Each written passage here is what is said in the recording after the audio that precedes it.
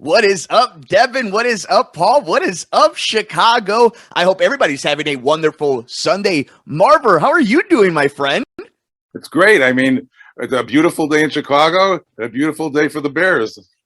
It's crazy, right? I was watching the game, and the first thought that I had, a wonderful performance against, like you and I were joking before we jumped on with the boys, how it was a bad team and the Bears were feasting on a team they should beat. But there is just something nice about seeing the future is actually kind of bright at the quarterback position. We'll get into the details of the game, but Marver, your initial thoughts of what we saw from Justin Fields and his bounce back performance after we saw it in Cleveland. Well, they were able to go down the field at the first possession, which really was the key to the whole game, in my opinion. Plus, they weren't exactly playing against the same kind of defense that they did last week against Cleveland. The pressure wasn't the same, so they were able to do more things. They seemed to have a little bit more of a flexible offense too. And Montgomery had a terrific game, so they were able to run, and the blocking was adequate, it appeared, and so they were able to actually convert on a lot of. I was getting nervous at the end, though. There was one point where there was a fumble, and I thought that it was going to get down to 3 points. So you never can tell with the Bears. I think one thing that I took right from Jump Street was we saw visor hat Nagy, which means no Big Denny's menu of play calls. It looked like Bill Lazor was the man calling the shots for Justin Fields in his second start. And I have to admit, Marver, and Paul, Devin, I think everybody who's here on the Sports Cubicle, and of course back in the day of the Rewind Sports 60. Our big thing has always been, if you're going to play the kid, when you play the kid, you have to make sure your offense is catered towards him. And we saw a lot of that. And I think, obviously, coming out of the end of the game, we were talking about how maybe it got a little shaky at the end. But one of the bigger faults, one of the bigger blemishes from this game is obviously the David Montgomery injury. We don't know the status of that yet after a wonderful performance that really helps out a young quarterback, a bad offensive line against a bad team. What do? You run the ball down their throats. And of course, Akeem Hicks early when this defense, who I specifically was yelling about last week on my honeymoon, showed up, got a bunch of turnovers and made the plays they were supposed to, including Khalil Mack. What are your thoughts about what we saw as a general performance from Bill Lazor being the guy calling the offense and the way this defense responded? Now, granted, like you said, it's against Detroit. Are you feeling that this is more what the Bears could be, or is this more of a false fugazi, a fake ring, if you will? Yeah, I want to see them in the future. I don't want this to be now we got it going. I mean, the Fields was 11 of 17 for 209 yards, pretty good. One interception. Montgomery 106 yards with 23 carries, and the passing game was pretty good. Mooney was the star, 5 receptions for 125 yards.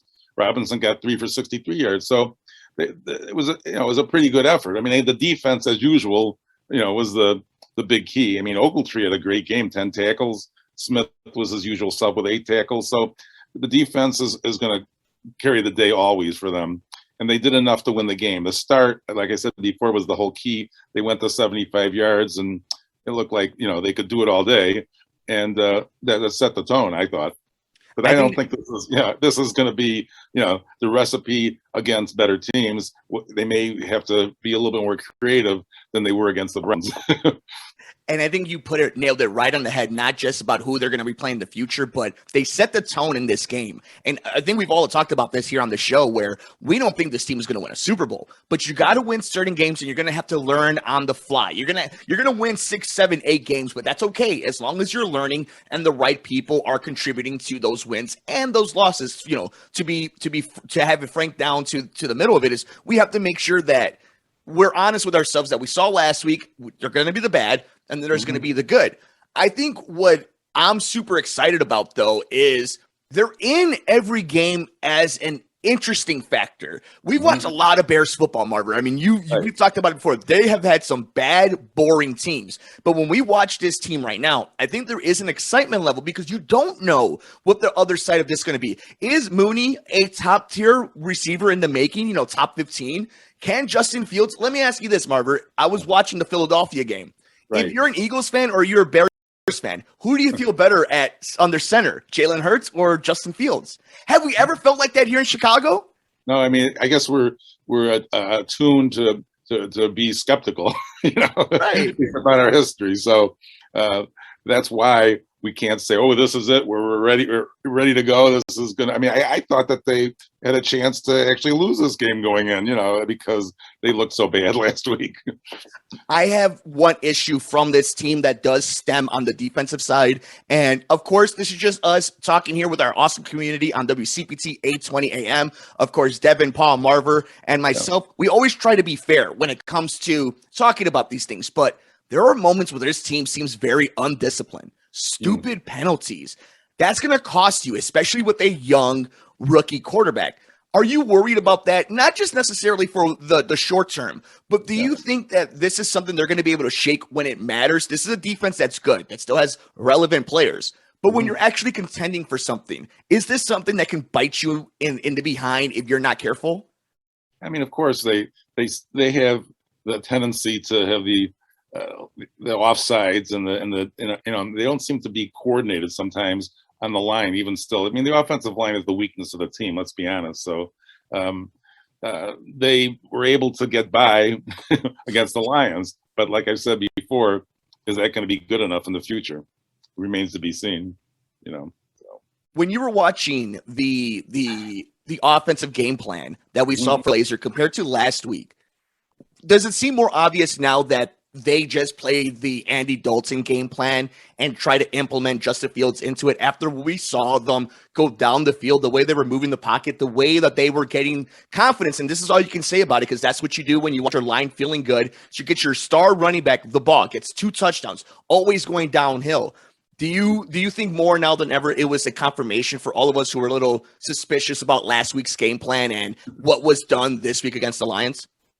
Yeah, I would agree with that. It seems as there were different plays. There were some plays, Fields is a threat to run, and there were a couple of plays that looked like almost like option plays, where they had Fields in the backfield, and it looked like he might run, but then he was able to have a shovel pass on a couple occasions to his running backs, or even in one case a receiver to run out of the backfield. So that actually, was I thought was creative for the Bears. So they can utilize the fact that Fields is an elusive runner and use that to their advantage. I mean, even the coach mentioned it last week that that the other team knew what their strength was, and they weren't able to, do what they wanted to do. So today they were a little bit more, obviously, and it was successful.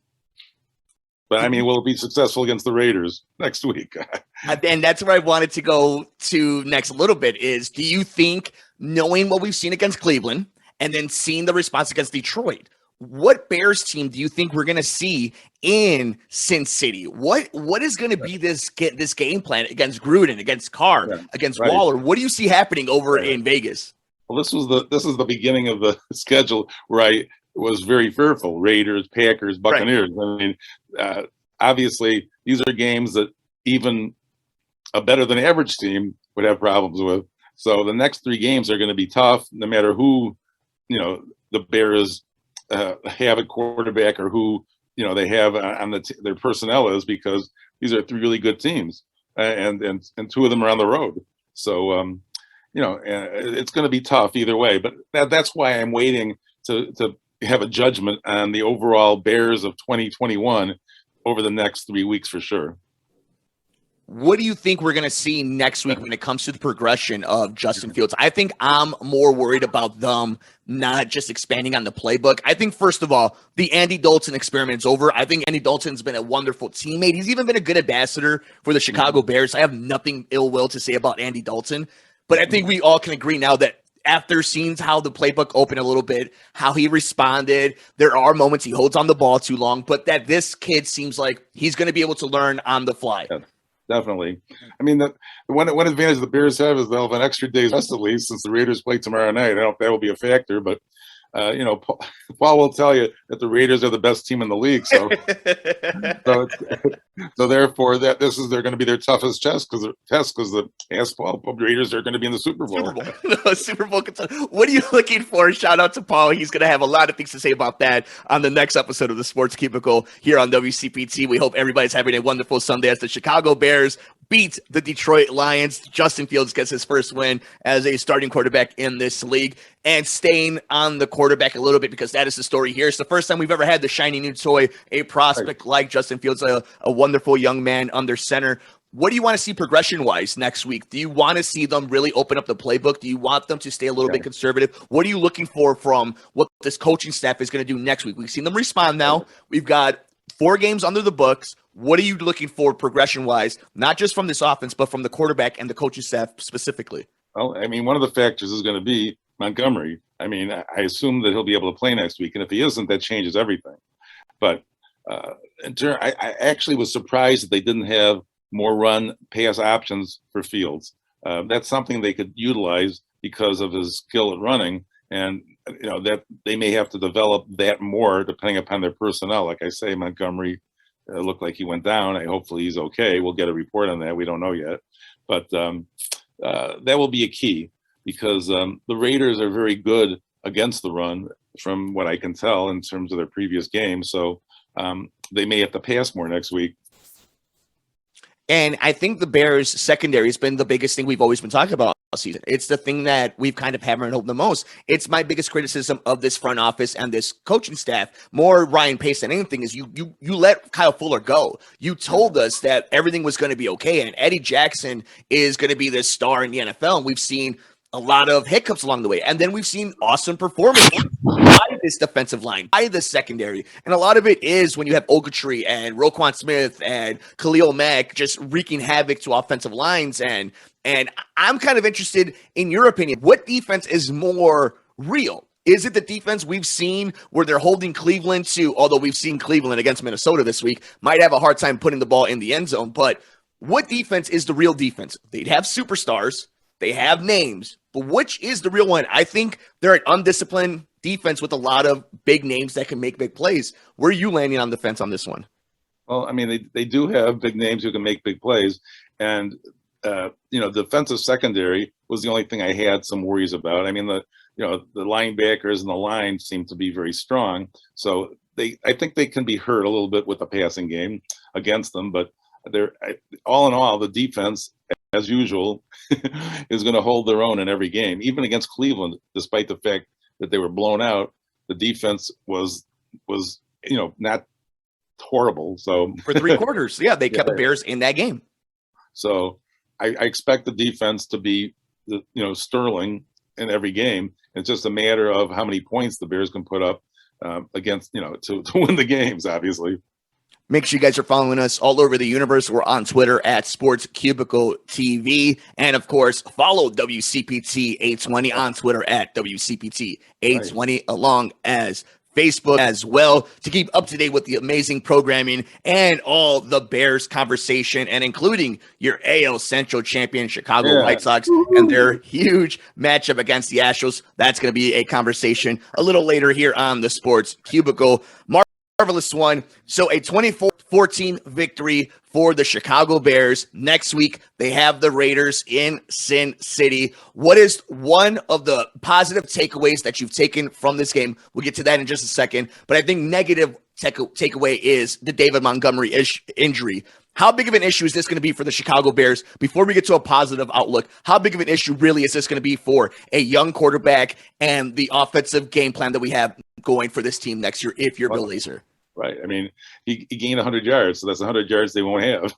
So who's the next man up is the question. And that would be a problem for them with the running game. They would have to probably use Fields more. I'm surprised they haven't used, a wildcat or something, a little bit something creative, screen passes, things of that nature to shake things up. So they would have to do more of that in the absence of Montgomery. And obviously, I mean, that would be a key blow to the running game, no question about it, because Montgomery was outstanding today. So I would say that could make that's a difference maker if Montgomery's hurt enough so that he can't play.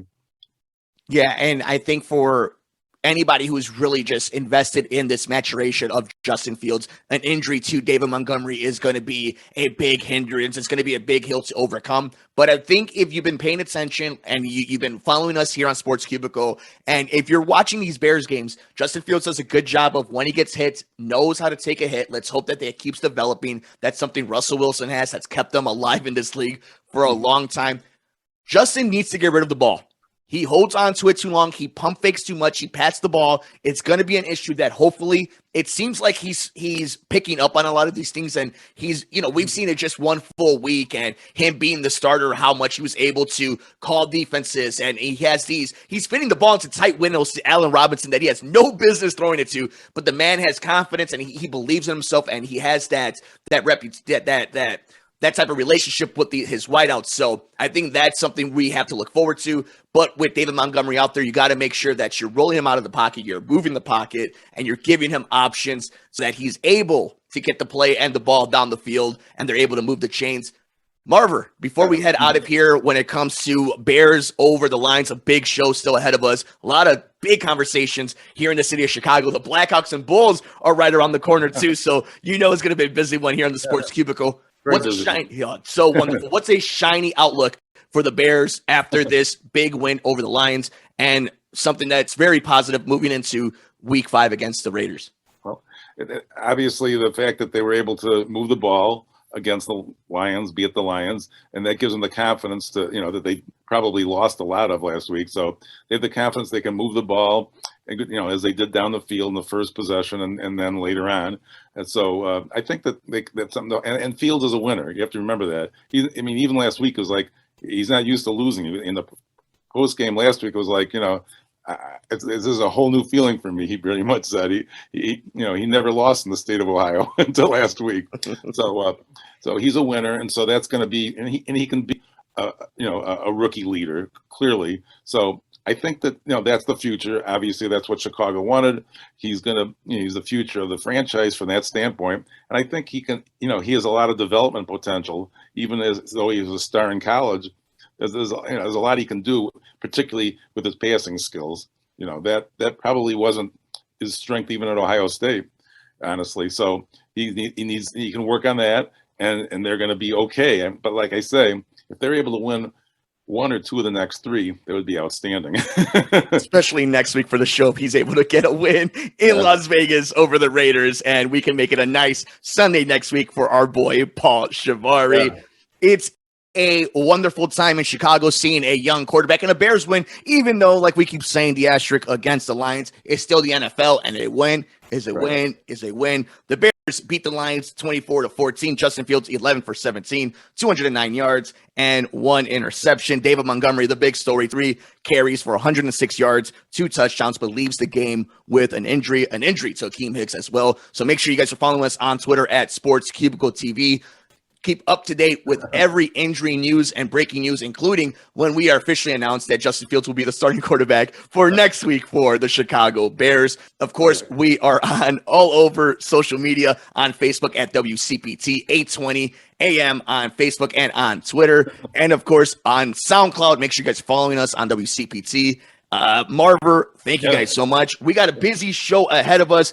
We got to talk about the AL Central Division champion, Chicago White Sox, and their date with the Houston Astros. Thursday. Yes, and of course. It's in Houston. Houston got the home field, so they'll have Thursday, Friday, but then Sunday, the Sox will have a home playoff game for the first time since 2008. That'll be beautiful. Make sure you show out, Chicago. Yes, and that will be next Sunday. And I think that Paul's going to be there, by the way, if I recall correctly, at that game. So we can ask him after the break.